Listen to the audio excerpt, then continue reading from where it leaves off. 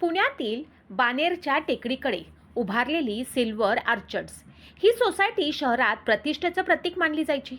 5 उंच टॉवर्स, प्रत्येक टॉवरमध्ये आलिशान फ्लॅट्स, समोर हिरवगार गार्डन, क्लब हाऊस, स्विमिंग पूल, महागड्या गाड्यांच्या रांगा आणि त्या गाड्यांपेक्षाही महाग मुखवटे घालून जगणारी माणसं. इथे प्रत्येक जण सुखी असल्याचं दाखवत होता. पण त्या चमकदार भिंतीच्या आत काही घरांमध्ये अंधार होता. त्या सकाळी 10:30च्या सुमारास नेहमीसारखीच धावपळ सुरू होती. कुणी ऑफिसला निघालं होतं, कुणी मुलांना शाळेत सोडत होतं.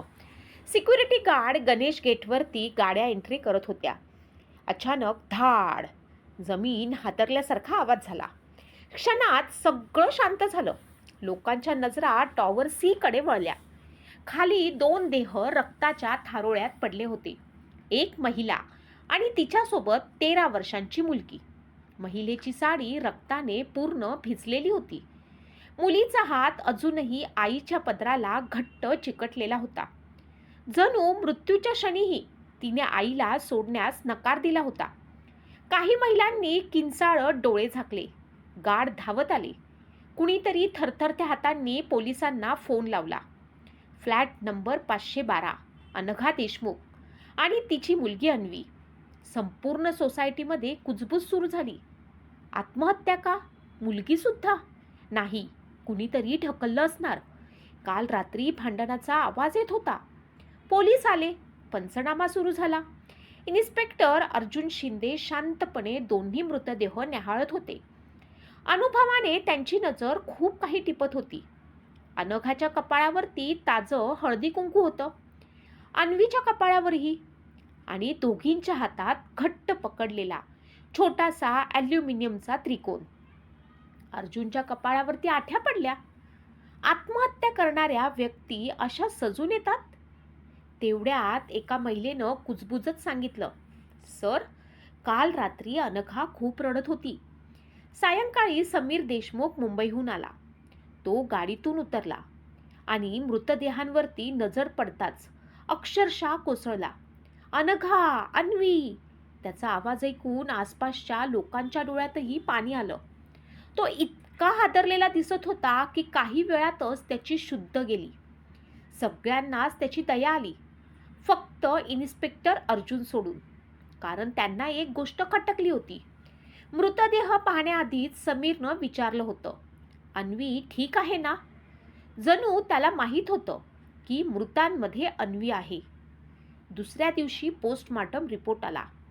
रिपोर्ट वाचताच अर्जुनच्या हातातून फाईल जवळजवळ निसटली. 13 वर्षांची अन्वी 3 महिन्याची गर्भवती होती. क्षणभर खोलीत शांतता पसरली. हे शक्यच नाही, एका कॉन्स्टेबलच्या तोंडून निघालं. अर्जुनच्या डोक्यात हजारो प्रश्न फिरू लागले. इतक्या लहान मुलीचं आयुष्य कोण उद्ध्वस्त करत होतं? त्या दिवशीपासून केसचं पूर्ण रूप बदललं. अन्वीच्या शाळेत चौकशी झाली.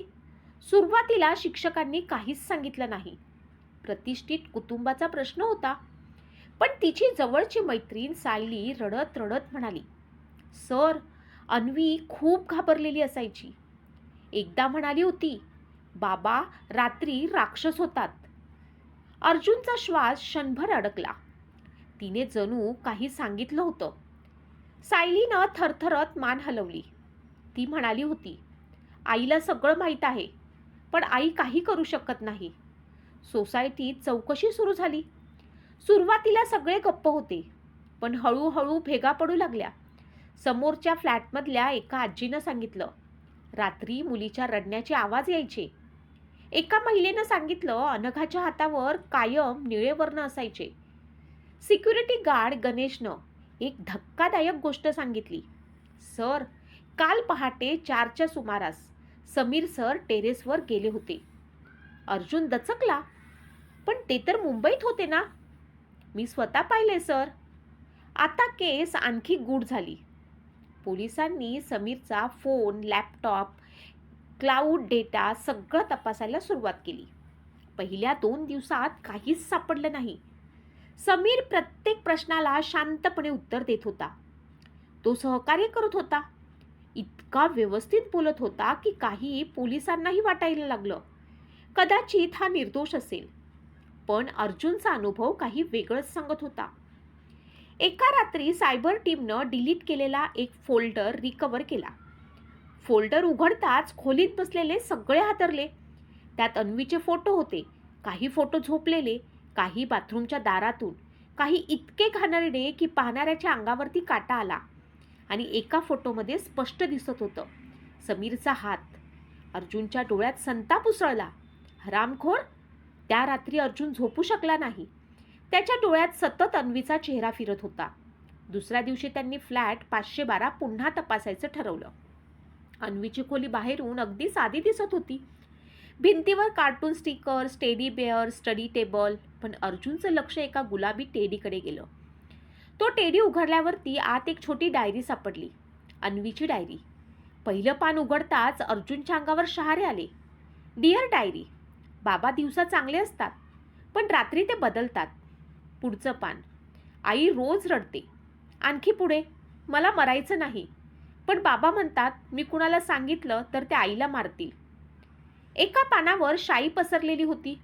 कदाचित लिहिताना ती खूप रडली असावी. शेवटच्या पानावर फक्त एकच वाक्य होतं.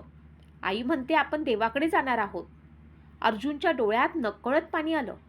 समीरला अटक करण्यात आली, पण चौकशी दरम्यान आणखी एक भयानक सत्य समोर आलं.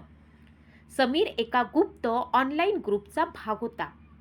त्या ग्रुपमध्ये अंधश्रद्धा, काळी जादू, विकृत लैंगिक विधींवरती चर्चा व्हायची. तो ॲल्युमिनियमचा त्रिकोण त्या गटाचं चिन्ह होतं. समीरला वाटत होतं की विशेष ऊर्जा विधीमुळे त्याला अमाप पैसा आणि यश मिळेल. त्यानं स्वतःच्या मुलीला त्या विकृत अंधश्रद्धेचा भाग बनवलं होतं.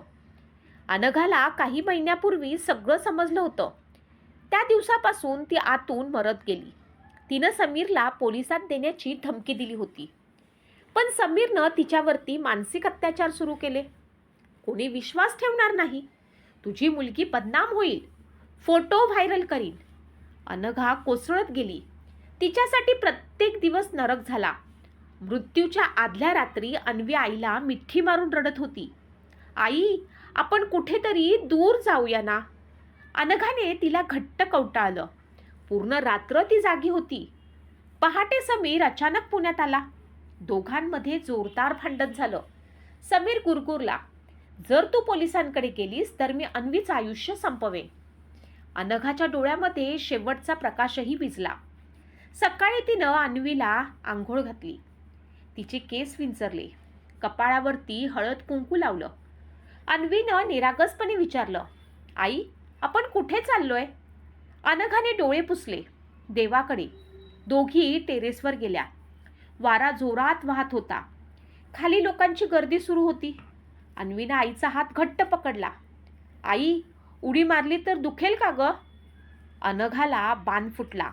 ती रडत म्हणाली, 2 सेकंद बाळा आणि सगळं संपेल. पण त्या क्षणी टेरेसचं दार उघडलं गेलं. समीर तिथे उभा होता. त्याच्या चेहऱ्यावरती विचित्र शांत हसू होतं. अनघा घाबरली. तू इथे कसा? समीर हळूहळू पुढे आला. तुम्ही दोघी मला संपवणार होतात ना? अन्वी आईच्या मागे लपली. समीरच्या डोळ्यात विडेपणा उतरला होता. जर तुम्ही माझ्या आयुष्यात राहू शकत नाही तर कुणाच्याच आयुष्यात राहणार नाही. अनघा किंचाळली. पण पुढच्याच क्षणी समीरने दोघींना जोरात ढकललं. 2 किंकाळ्या हवेत विरल्या आणि काही सेकंदांनी धाड. सगळ्यांना वाटत होतं ही आत्महत्या आहे. पण अर्जुनने CCTV फुटेज, सिक्युरिटी लॉग्स आणि समीरच्या फोन लोकेशनमधून सत्य बाहेर काढलं. कोर्टात पुरावे मांडले गेले.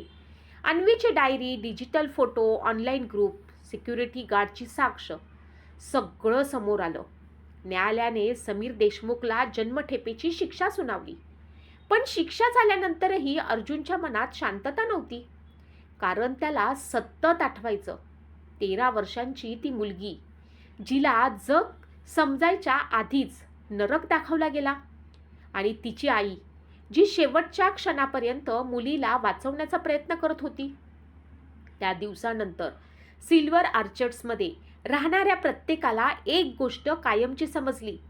महागडे फ्लॅट्स, मोठ्या गाड्या, उच्चभ्रू जीवन यांच्या मागे लपलेली किंकाळी बाहेरून कधीच ऐकू येत नाही.